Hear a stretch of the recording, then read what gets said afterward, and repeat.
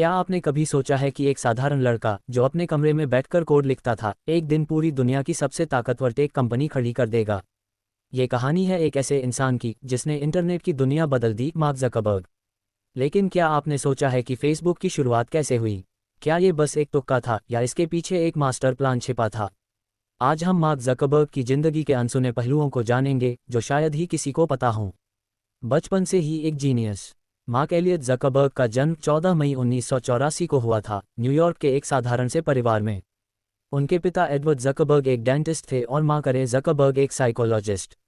एक ऐसा परिवार जिसका टेक्नोलॉजी से दूर दूर तक कोई नाता नहीं था। लेकिन मार्क बचपन से ही दूसरों से अलग थे। जब दूसरे बच्चे कार्टून देखने में बिजी रहते थे, तब 12 साल की उम्र में मार्क ने अपना पहला कंप्यूटर प्रोग्राम बना लिया था, ज़ुकनेट। यह उनके पिता के डेंटल क्लिनिक के लिए एक ऐसा सिस्टम था जिससे घर और क्लिनिक के बीच बिना फ़ोन के ही मैसेज भेजा जा सकता था। ये फेसबुक मैसेंजर के शुरुआती रूप जैसा था। सोचिए, इतनी छोटी उम्र में ही उन्होंने अपनी प्रोग्रामिंग स्किल्स से लोगों को हैरान कर दिया था। कोडिंग में महारत हार्वर्ड से पहले ही एक मास्टरमाइंड। मार्क की पढ़ाई एक private school Phillips Exeter Academy में हुई, जहां उन्होंने साइंस और मैथ्स में कई अवार्ड जीते। लेकिन असली कमाल तब हुआ जब उन्होंने सी जोड़ और पाइथन जैसी लैंग्वेजेस में महारत हासिल कर ली। मार्क के टैलेंट को देखकर माइक्रोसॉफ्ट और एओएल जैसी बड़ी कंपनियों ने उन्हें जॉब ऑफर किया, लेकिन उन्होंने सबको ठुकरा दिया क्योंकि उनका सपना कुछ बड़ा करने का था। उन्होंने 2002 में हार्वर्ड यूनिवर्सिटी ज्वाइन की और यहीं से एक ऐसा सफ़र शुरू हुआ जिसने पूरी दुनिया को बदल कर रख दिया। लेकिन क्या आपको पता है कि फेसबुक का आइडिया अचानक नहीं आया था? हार्वर्ड में रहते हुए मार्क ने कई प्रोजेक्ट्स पर काम किया, जिनमें से एक ने पूरी यूनिवर्सिटी में हलचल मचा दी, फेसमश। क्या आप जानते हैं कि फेसबुक से पहले मार्क ज़करबर्ग ने एक ऐसी वेबसाइट बनाई थी जिसने पूरी हार्वर्ड यूनिवर्सिटी में तहलका मचा दिया था? मार्क के दिमाग में हमेशा कुछ नया और अनोखा करने का जुनून था।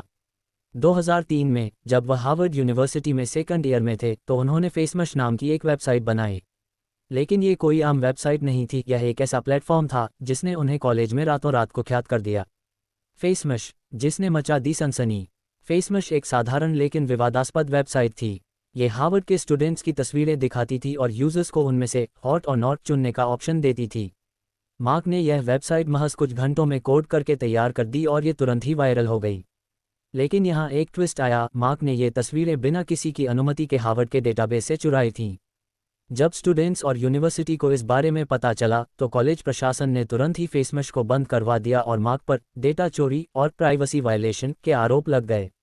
बैन होने के बाद भी हार नहीं मानी। किसी और के लिए ये झटका हो सकता था, लेकिन मार्क ज़करबर्ग के लिए ये सिर्फ एक सीख थी। फेसमश ने उन्हें ये दिखा दिया कि लोग सोशल नेटवर्किंग में दिलचस्पी रखते हैं, लेकिन ये प्लेटफॉर्म सही नहीं था। उन्होंने अपनी गलती से सीखा और एक बेहतर आइडिया पर काम करना शुरू किया, एक ऐसा प्लेटफॉर्म जहां लोग अपनी मर्जी से जुड़ सकें और अपनी पहचान बना सकें। फेसबुक की शुरुआत, एक नया इंटरनेट युग। 4 फरवरी 2004 को मार्क और उनके दोस्तों ने facebook.com नाम की एक वेबसाइट लॉन्च की। ये खासतौर पर हार्वर्ड के स्टूडेंट्स के लिए बनाई गई थी, जहां वे अपना प्रोफाइल बना सकते थे, दोस्तों से जुड़ सकते थे और एक दूसरे की तस्वीरें देख सकते थे। इस प्रोजेक्ट में मार्क के साथ उनके रूममेट्स एडवार्डो सैवरन, एंड्रू मकॉलम, डस्टन मोस्कोविट्स और क्रिस ह्यूज भी शामिल थे। इन सभी ने मिलकर फेसबुक को आगे बढ़ाया और देखते ही देखते यह इतना पॉपुलर हो गया कि सिर्फ पहले महीने में ही हार्वर्ड के आधे से ज़्यादा स्टूडेंट्स इस पर जुड़ गए। लेकिन असली धमाका तब हुआ जब हार्वर्ड के बाहर के कॉलेजों ने भी इसे अपनाना शुरू कर दिया। कुछ ही महीनों में फेसबुक पूरे अमेरिका की यूनिवर्सिटीज़ में फैल चुका था। मार्क को अब एहसास हो गया था कि उनके हाथ में एक ऐसा प्लेटफॉर्म है जो पूरी दुनिया बदल सकता है। लेकिन जब कोई चीज़ इतनी तेज़ी से पॉपुलर होती है, तो दुश्मन भी बनने लगते हैं। विंकलवॉस ब्रदर्स, जो हार्वर्ड के ही स्टूडेंट्स थे, उन्होंने मार्क पर आइडिया चुराने का आरोप लगाया और कोर्ट में केस कर दिया। क्या आपने कभी सुना है कि एक छोटा सा आइडिया जो कॉलेज में शुरू हुआ था, करोड़ों डॉलर के मुकदमे में बदल सकता है? फेसबुक की सफलता तेजी से बढ़ रही थी, लेकिन जैसे जैसे ये लोकप्रिय हुआ, मार्क ज़करबर्ग की मुश्किलें भी बढ़ने लगीं। विंकलवॉस ब्रदर्स, कैमरन और टाइलर विंकलवॉस नाम के 2 भाइयों ने मार्क पर फेसबुक का आइडिया चुराने का आरोप लगा दिया। विंकलवॉस ब्रदर्स का दावा, द सोशल नेटवर्क की असली जंग। कैमरन और टाइलर विंकलवॉस, जो हार्वर्ड के अमीर और प्रभावशाली स्टूडेंट्स में से थे, का दावा था कि उन्होंने मार्क को अपनी social networking website Harvard connection, बाद में कनेक्टू, बनाने के लिए हायर किया था। उनका कहना था कि मार्क ने उनके आइडिया पर काम करने के बजाय अपना खुद का फेसबुक बना लिया और उन्हें धोखा दिया। उन्होंने मार्क पर मुकदमा कर दिया और इस केस ने पूरे टेक वर्ल्ड में हंगामा मचा दिया। मार्क ज़करबर्ग की चालाकी या उनकी मेहनत? मार्क ने हमेशा कहा कि उन्होंने फेसबुक का कोड और आइडिया खुद लिखा था और किसी का कुछ भी चुराया नहीं था। लेकिन 2008 में लंबी कानूनी लड़ाई के बाद फेसबुक ने विंकलवॉस ब्रदर्स को $65 मिलियन लगभग 500 करोड़ रुपये का सेटलमेंट दिया। लेकिन असली खेल तो अब शुरू हुआ था।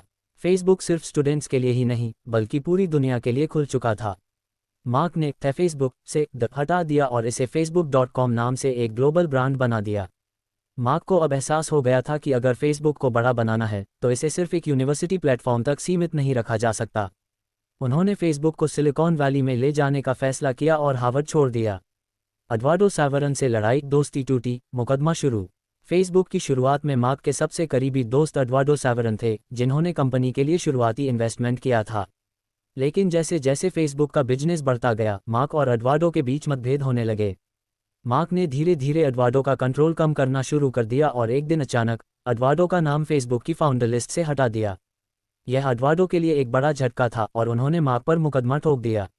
ये केस गुप्त रूप से सेटल हो गया, लेकिन एडवार्डो की हिस्सेदारी को $5 बिलियन से ज़्यादा का वैल्यू मिल गया। अब फेसबुक सिर्फ एक वेबसाइट नहीं थी, यह एक इंटरनेट क्रांति बन चुकी थी। लेकिन क्या यह मार्क की सफलता की आखिरी सीढ़ी थी? नहीं, असली जंग तो अभी बाकी थी। क्या आपने कभी सोचा है कि एक छोटे से हॉस्टल रूम में बना फेसबुक दुनिया की सबसे ताकतवर कंपनियों में से एक बन जाएगा? मार्क ज़करबर्ग अब सिर्फ एक स्टूडेंट नहीं बल्कि एक टेक वर्ल्ड के किंग बन चुके थे। फेसबुक पूरे वर्ल्ड में फैल चुका था और इसके यूजर्स करोड़ों से अरबों में पहुंच गए थे।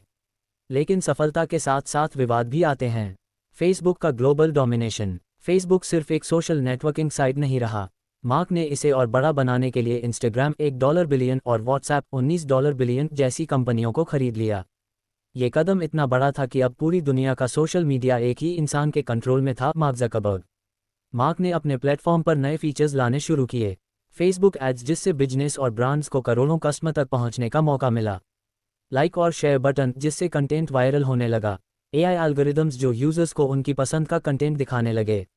मार्क की ये स्ट्रेटजीज इतनी पावरफुल थीं कि फेसबुक सिर्फ एक कंपनी नहीं बल्कि एक इंटरनेट एम्पायर बन चुका था। लेकिन हर किंगडम के साथ एक युद्ध भी आता है और फेसबुक के साथ भी ऐसा ही हुआ। सबसे बड़ा झटका, कैम्ब्रिज एनालिटिका स्कैंडल। 2018 में एक ऐसा खुलासा हुआ जिसने पूरी दुनिया को हिला दिया। कैम्ब्रिज एनालिटिका नाम की एक कंपनी ने फेसबुक से लाखों यूजर्स का डेटा चुरा लिया और उसे राजनीतिक प्रचार के लिए इस्तेमाल किया। अमेरिका के राष्ट्रपति चुनावों में ये डेटा डोनाल्ड ट्रंप के कैंपेन के लिए इस्तेमाल किया गया था। जब ये बात सामने आई तो पूरी दुनिया में फेसबुक की आलोचना होने लगी। लोग कहने लगे कि फेसबुक हमारी प्राइवेसी खत्म कर रहा है। मार्क ज़करबर्ग पहली बार मुश्किल में।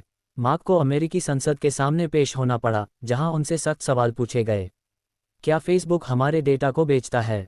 क्या फेसबुक हमारे मोबाइल को ट्रैक करता है?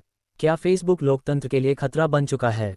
मार्क ने सफाई दी कि फेसबुक का मकसद सिर्फ लोगों को जोड़ना है, लेकिन इस स्कैंडल के बाद फेसबुक पर $5 बिलियन का जुर्माना लगा। यह इतिहास का सबसे बड़ा फाइन था जो किसी टेक कंपनी को दिया गया। आज मार्क ज़करबर्ग कहाँ हैं? इतने विवादों के बावजूद मार्क ज़करबर्ग अभी भी फेसबुक मेटा के किंग हैं। उन्होंने फेसबुक का नाम बदलकर मेटा कर दिया और अब वह मेटावर्स नाम की नई टेक्नोलॉजी पर काम कर रहे हैं। फेसबुक, इंस्टाग्राम, व्हाट्सएप आज भी दुनिया के सबसे पावरफुल प्लेटफॉर्म हैं। मार्क की नेटवर्थ $100 बिलियन से ज़्यादा है। मेटा अब AI और वर्चुअल रियलिटी की दुनिया में कदम रख रहा है।